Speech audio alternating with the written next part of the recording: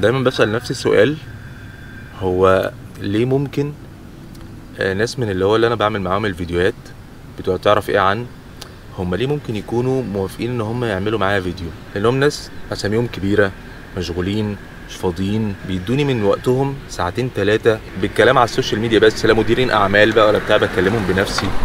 فبفكر في السؤال ده فعلا، هم ليه بيبقوا يقولوا لي يلا بينا؟ طبعا بصراحه انا ما اقدرش اخمن انا السبب. انا ممكن احاول اخمن انا ببقى بعمل ايه عشان ممكن شخص يرضى يقابلني. انا مش هقول لكم انا بصور مع مين او كده، بس هبدا الاول ان اوريكم الريكورد ليبل ده، ممكن تكونوا عارفين شبه مين. بصراحه انا بختار دلوقتي المكان اللي انا هصور فيه عشان بس اضمن انه الشمس ومبقاش فيه صوت قوي او كده. بفكر احط اللي هو كرسيين هنا كده، ويبقى الباك جراوند بتاعتنا هنا، عشان بتبقى برضو ريسك. يعني ببقى قاعد خايف، لان انا بعمل القصه دي بصراحه لوحدي، لان هي بتبسطني اولا ان انا اطلع مثلا واصور الشخص لوحدي، واحط التجهيز بتاع الكاميرات وكده. يعني انا عارف ان ده ممكن يبقى يعني لو انا في حد بيعمل معايا كده هيسهل عليا الدنيا، اللي هو اخش اصور على طول وبتاع. بس بصراحه انا بحب اعمل حاجتي بايدي اوقات كتير، ومش اوقات بس. فبحس ان الموضوع ده بصراحه بيبسطني، ان انا اللي بعمل الحاجات لوحدها. يعني بمرن نفسي عشان ما انساش. برضو في كذا حد برضو قال لي بصراحه، قال لي ما تعمل استوديو وبتاع والناس بقى تجيلك وكده. فانا برتب الموضوع ان انا يعني اقابل الراجل الرهيب اللي انا هقابله دلوقتي. لقيت ان في حوار المشوار وكده ممكن يعمل حاجات بايخه للناس، يعني اللي هو ممكن يصعب المقابلات ويطولها والكلام ده كله، لان انا عارف ظروفي انا. فلما حد بيبقى يقول لي عايز ميتنج اصلا او حاجه، بحس اللي هو انا مش عارف اقول له ايه. يعني حاسس ان انا بس المشوار وبستثقله، فاهم؟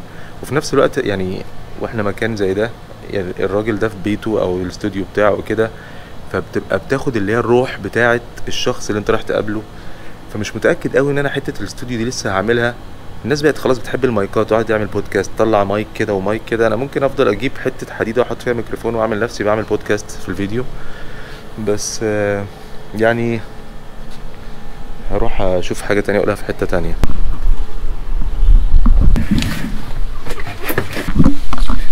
ممكن عشان شوية بشوف او بنشوف ان انت بتفيد حد، وبالذات الشباب اللي في وقت بيبقوا متحيرين فيه. ده وقت الحيرة، اللي هو وقت البلوغ ده عموما بيبقى وقت حيرة بجد.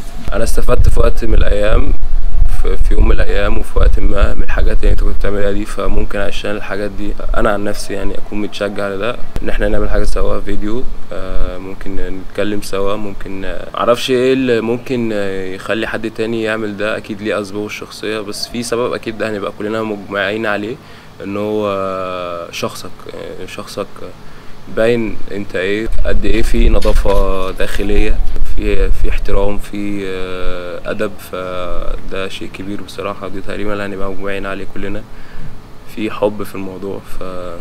بس دي ابسط حاجة ممكن اقولها يعني. طبعا انا بشكر زازا على الكلام الجميل ده. دايما انا بحب كده من وقت للتاني اسال ناس من الناس اللي حواليا على حاجات معينه فيا، او بيشوفوا حاجات معينه انا بعملها ازاي، عشان افهم هو واصل لهم ايه مني، او ببقى عايز اعرف حاجات ممكن اكون انا بعملها بيشوفوها من بره ازاي. بس انا هقول لكم كام حاجه انا بعملها، وبحاول يبقى هي دي الاساس بالنسبه لي، عشان ابقى على الاقل بحس ان انا بعمل اللي عليا. فلو حد وصل له حاجه مني يبقى فعلا بيوصل له الحاجه الصح مني. ممكن اوقات لو حاجه قلشت يبقى في حاجه تانية بتثبت ان انا عايز حاجه كويسه بيني وبين الشخص.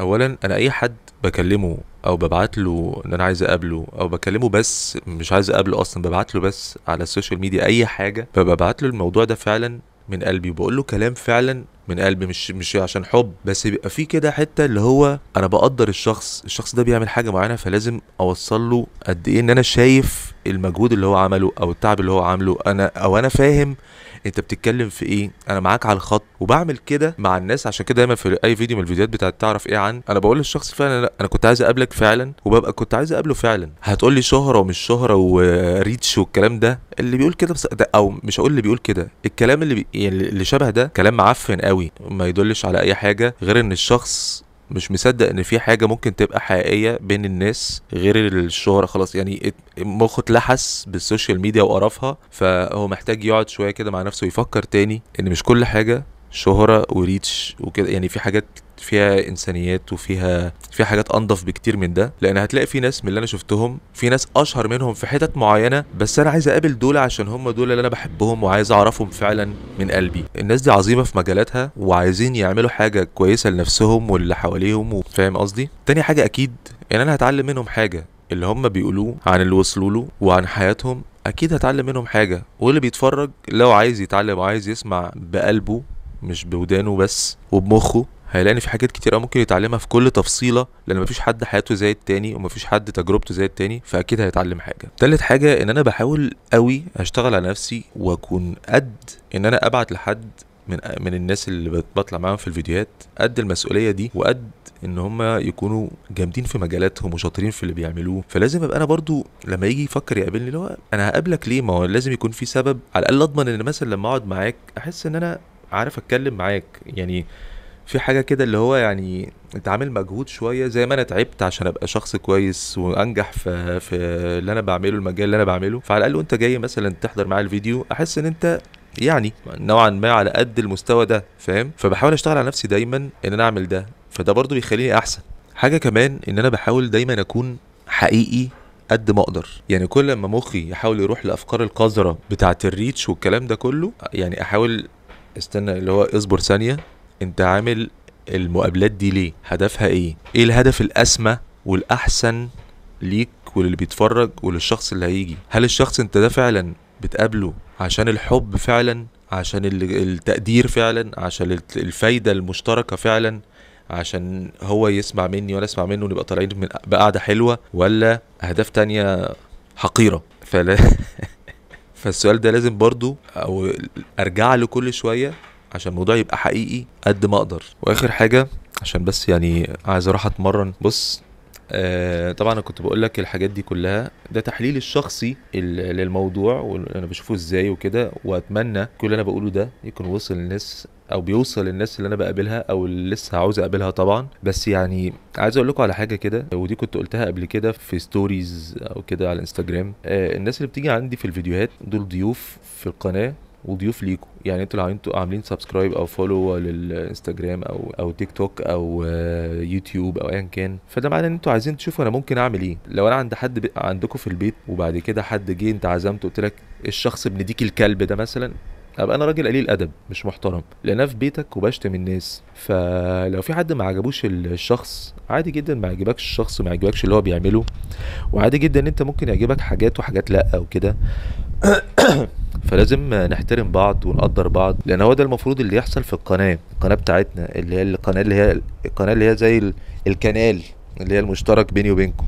يعني المحطه اللي مفتوحه بيني وبينكم دي، الشانل اللي مفتوحه بيني وبينكم لازم يبقى فيها حاجات نظيفه بس، تقدير، احترام، حب، مراعاه، يعني معاني كتير محترمه، بعيده عن ان احنا نقلل من حد او نغلط في شكله ولبسه او طريقه كلامه. يكون واحد مثلا بيتهته سنه في الكلام، يقول لك معلم مش عارف يقول كلمتين على بعض، امال ايه اللي بيحصل في التراكات؟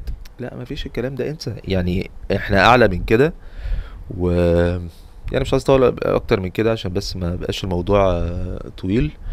شكرا قوي، شكرا زازا طبعا ان هو يعني قالك انا هو سجل الكلام اللي احنا كنا بنقوله.